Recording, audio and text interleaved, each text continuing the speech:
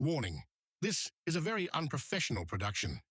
The style is deliberately slow-paced and immersive.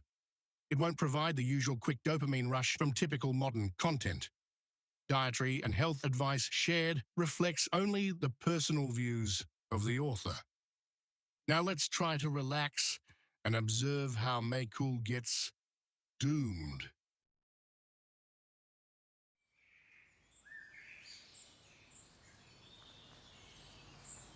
Tonight, we're gonna see if it's possible to spend a peaceful night next to this chapel without having to interact with any human passing by. There is also a strong chance of rain this evening, which, when you rely on being outside all the time because your house is only a car, can quickly put an end to your appreciation for adventure the second you need to cook or poop.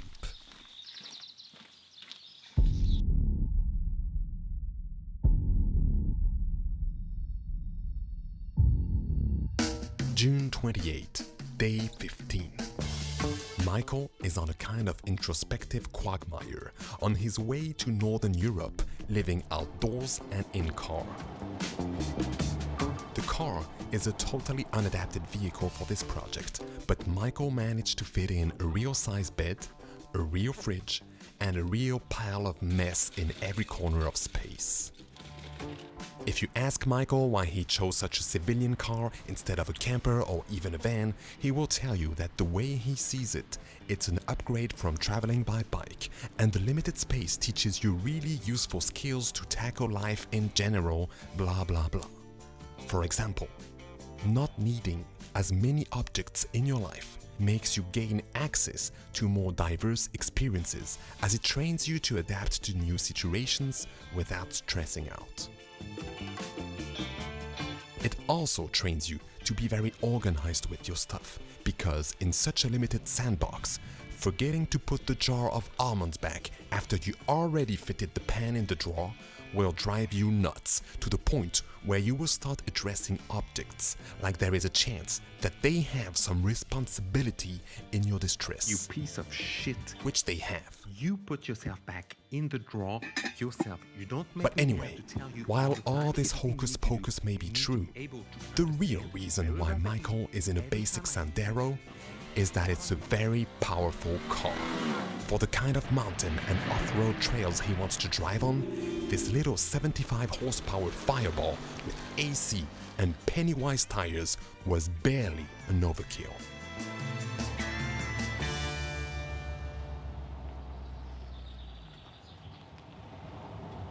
As soon as Michael arrives, a common chaffinch bird sets the tone for the biotop he'll be sleeping in tonight at the chapel of La Ville S04E02. A secluded perimeter surrounded by trees and away from direct sight. The trip has been progressing quite slowly so far. Not that there was any particular problem, but Michael took a pretty big detour through France instead of driving north directly. This detour crosses France from southeast to northwest and already offers its share of experiences. Every night, for the past 15 days, Michael has slept in a different location, either in the nature or RV areas. Basic things like doing the dishes or going to pee suddenly take much more planning in a urban biotop than when he stays alone in the nature like here. Technically though, another camper could arrive and spend the night here at any time, and that thought sent shivers down Michael's spine.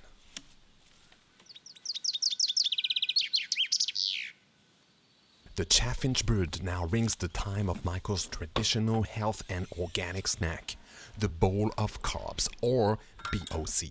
But because it's all organic, Michael easily forgets that it doesn't mean that it's necessarily good for you. Michael uses oats that are gluten-free. Why would one care about how much gluten one ingurgitates throughout one's life? Aren't oats gluten-free naturally anyway? The answer to both of these questions is yes, except the first one.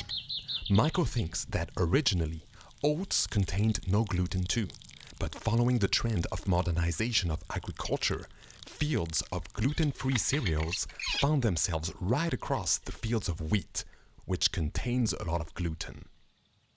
Through cross-contamination, gluten-free cereals like oats started containing gluten too. At least this is what Meyqool thinks. There is one cereal though that never transformed. It's Meyqool's favorite cereal because it never contains gluten and is high in protein, the buckwheat. Now let's take care of the fruit that has the highest glycemic index. Thanks to a pretty cool hack, Meyqool is able to preserve food for long periods of time in fresh condition. The key is to wrap the banana's tail with cellophane to prevent the ethylene they emit from ruining the atmosphere. Once placed in the fridge, 3 weeks later, they still look fresh out of the store. What you want to avoid with bananas is letting them overripe, because they can also contain germs like the Clostridium botulinum bacteria. This bacteria produces a toxin that causes botulism, a serious and potentially deadly illness, or various fungus. The darkness is simply a sign of decay and higher sugar levels, which is what we want in life. Optimize the concentration of sugar we can ingest so that we can be healthier. And that is what allows him to clear his conscience when he's acting so poor that he'd rather perform surgery on a giant snot.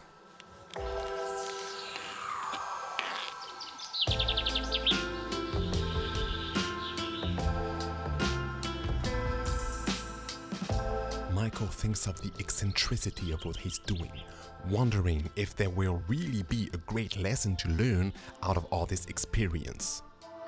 This is still the beginning of the trip, and there hasn't been any time yet where it feels like a vacation. The weather spends a lot of time edging on the side of rain, and the locations haven't been particularly spectacular in matter of scenery.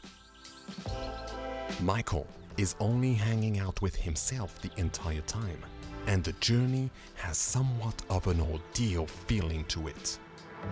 But Meyqool feels the importance to get through it and resist the easier route of resuming his normal life. The life of a lazy, domestic glutton. This small and well-maintained chapel is surrounded by dried cut grass and oak trees, a cornfield and a farm a bit down the road. The weather forecast is not great.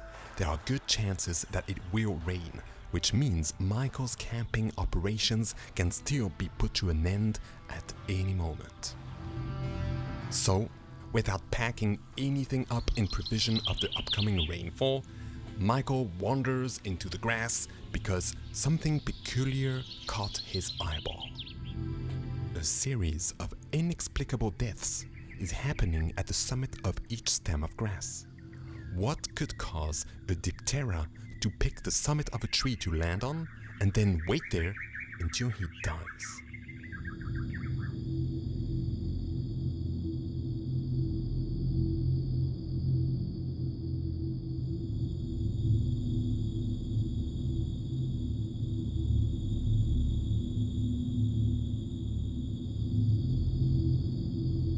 This suicidal diptera, who is still alive as of now, might give us a clue on how this works.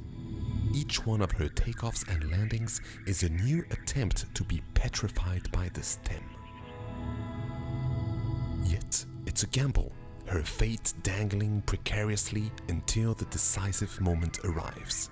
With each new attempt, she inches closer to the looming mummification that awaits her at the top of the minaret, only then allowing her to witness what happens in this priory until the end of times.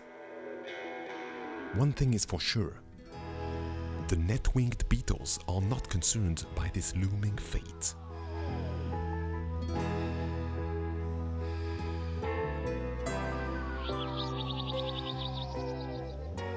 And while the longhorn beetle is contemplating this bizarre scenery, we will never know what he's thinking of it.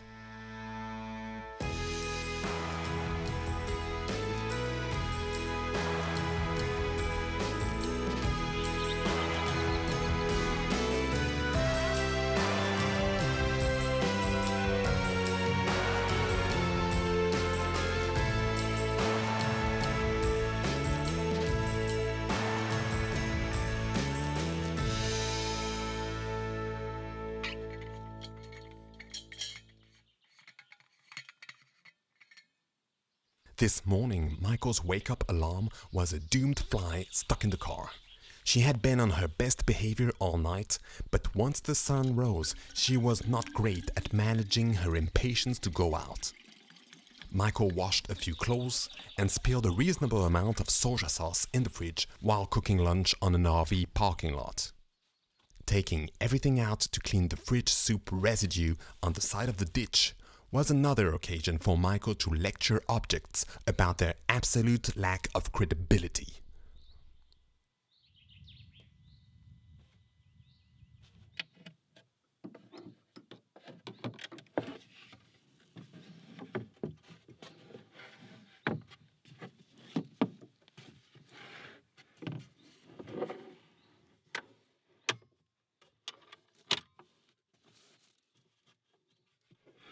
In the nature, the only elements that render the background soundtrack loud are the three elements: water, wind, and fire.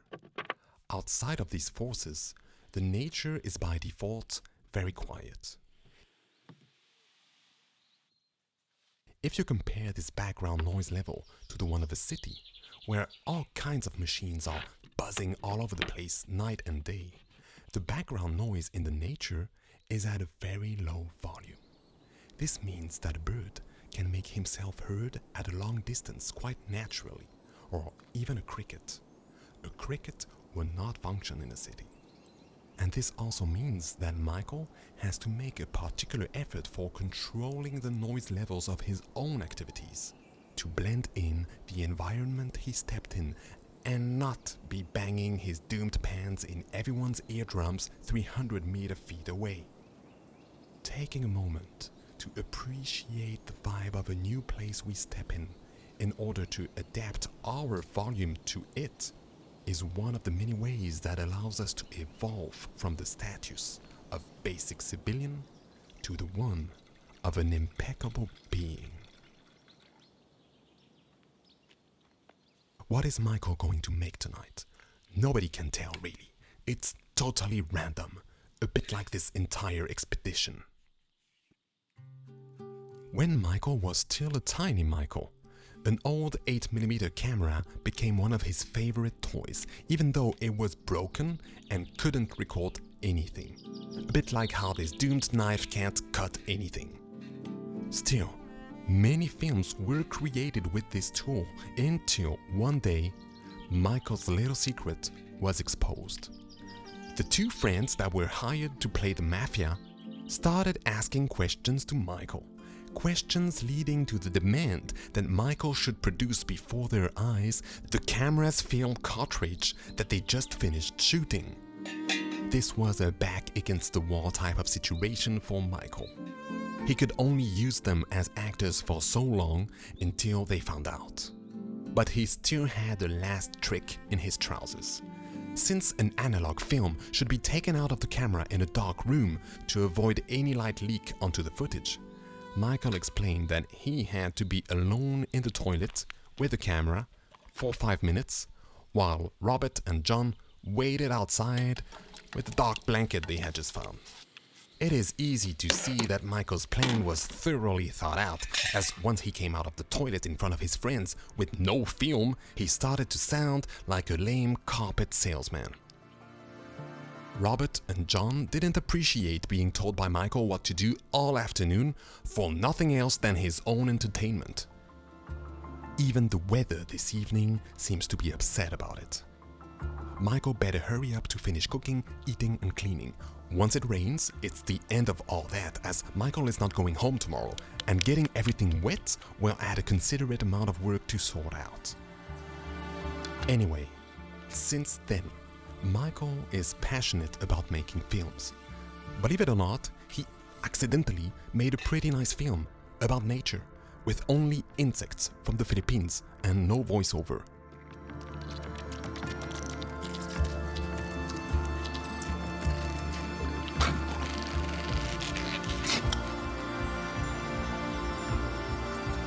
On the other hand, one wouldn't say that he has made a name for himself.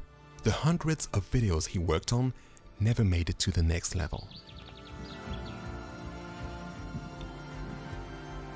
he adds the vinegar, a very spicy oil, and soja proteins.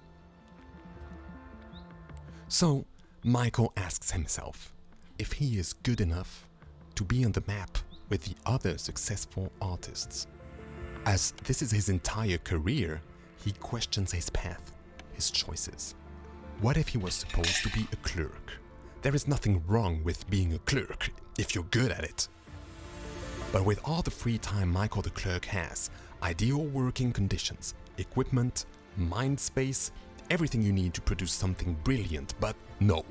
Instead of making a good show that finally has some depth to it or can be relatable, he tries to make an Indian soup next to a church and can't even pour it into a bowl.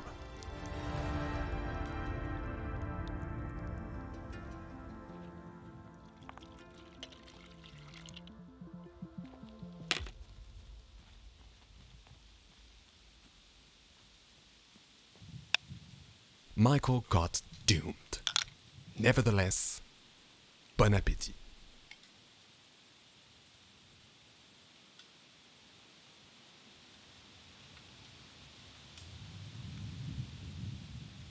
People who take the time to build religious places out of their own initiative, like a little chapel in the countryside, must have a really strong conviction that there is something worth contributing to here.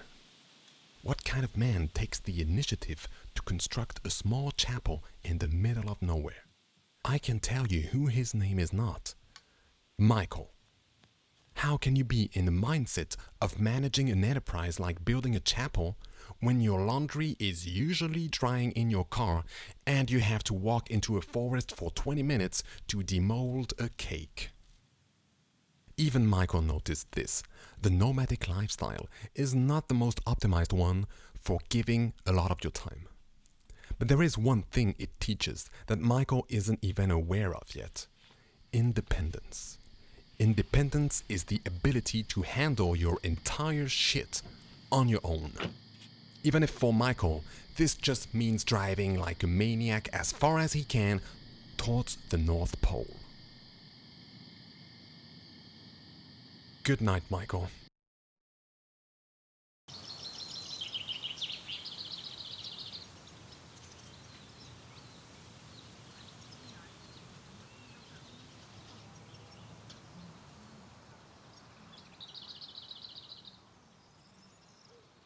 June 29, day 16.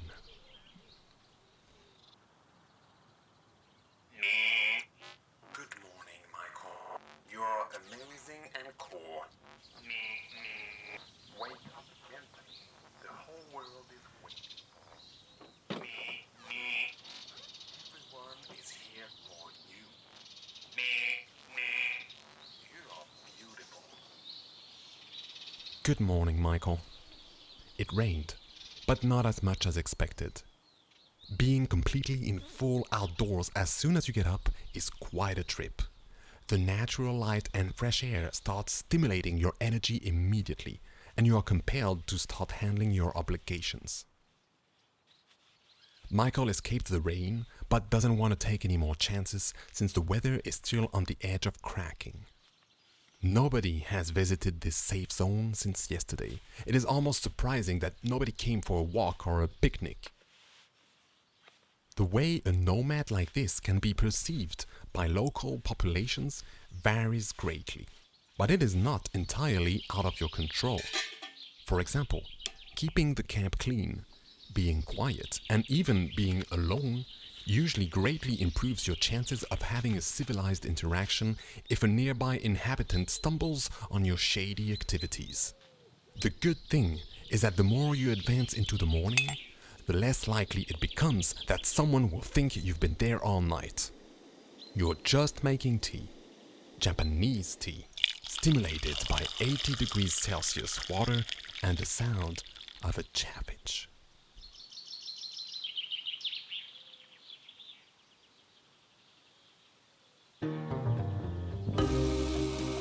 Third week in this expedition, Meyqool has gotten accustomed to spending nights not only in remote places of nature, but in an unforeseeable turn of events, he has enjoyed official RV campgrounds too. Even on a parking lot of a small town at 9 p.m. with other campers nearby or teenagers hanging out next to the toilets with loud music, the thrill of being in the middle of handling your shit is still there, keeping you alive. Requiring less in matter of scenery also turned out being a great remedy against the human sickly thirst for the sensational. Next time we will see Meyqool, who knows where he will be? As Ari Eastman puts it, we are not guaranteed anything in this world. You'll live and you'll die. What happens in between is a giant mystery that will only reveal itself as time goes on. But as soon as you are able to look at something, calculate all the chances of things going terribly wrong, and still decide to make the plunge, that is a bravery you will never forget.